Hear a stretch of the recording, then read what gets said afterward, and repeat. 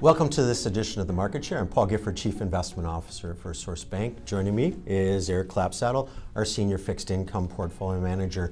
Recently, we celebrated the Memorial Day weekend and the unofficial kickoff to summer. Well, in the investment world, the unofficial kickoff to summer actually starts in May with an adage that we sell in May and go away, really describing the lackluster nature of investment returns during the summer.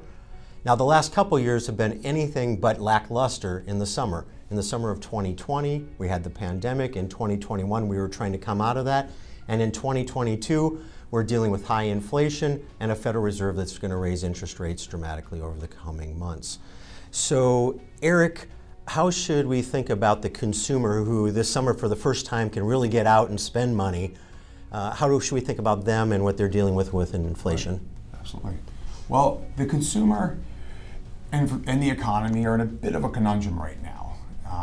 On a positive side of things, the consumer and businesses, for that matter, have saved unprecedented levels of cash as total demand deposits continue to hover around $5 trillion, up from $1.5 trillion right before the pandemic began. Additionally, and you'll see on the graphic, wages and salaries continue to steadily rise as they most recently increased by about 11.7% over the past 12 months.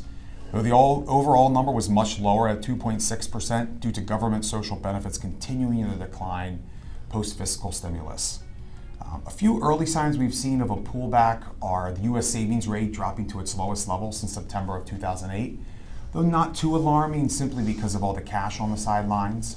A record number of credit card accounts were opened in March, and real wage growth has actually been negative for the past year plus. When you factor inflation into its effects on wages.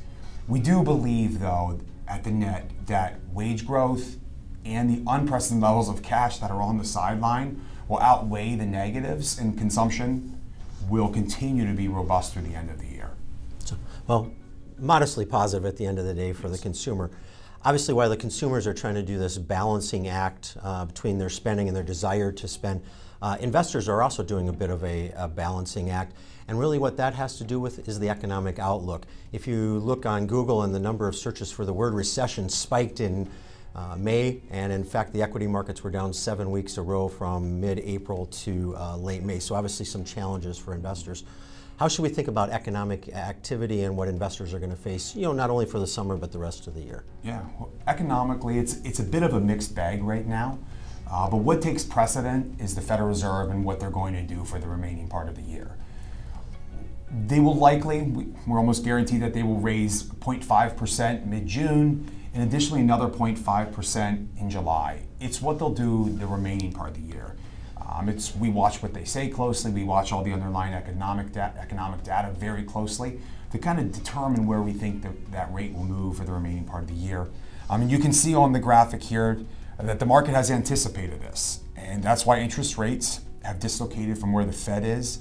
And you've seen the 2-year Treasury note move from 0.14% in June 2021 to over 2.5% now. We've also seen growth stocks well underperform year to date. That would be discretionary, tech, communication services, and a lot of that has to do with them being long-term investments. It seems odd, but long-term investments, which are growth stocks are long-term investments, suffer from their own sort of interest rate risk.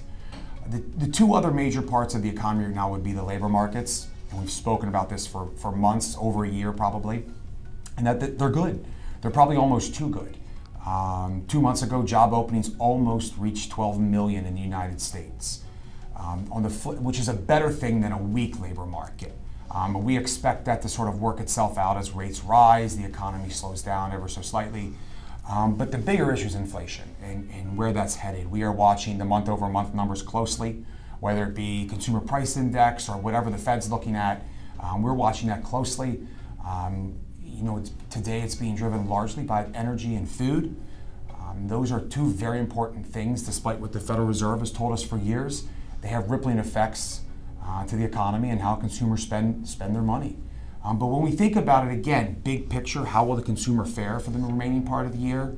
When you look at a very strong labor market, large amounts of cash sitting in banks throughout this country, over $5 trillion, and wages and salaries continuing to grow how they are, we think the consumer will be in a good position for the remaining part of the year and get to enjoy the summer and the fall. Well, Eric, as always, we really appreciate your thoughts on the market. Obviously, I started this with the adage, the sell in May and go away. That does not mean that our efforts and the investment team to manage your portfolios are sell in May and go away. We continue to work very hard on your behalf to help you preserve and build your wealth. As always, thank you for the opportunity to serve you and your family, and have a great day.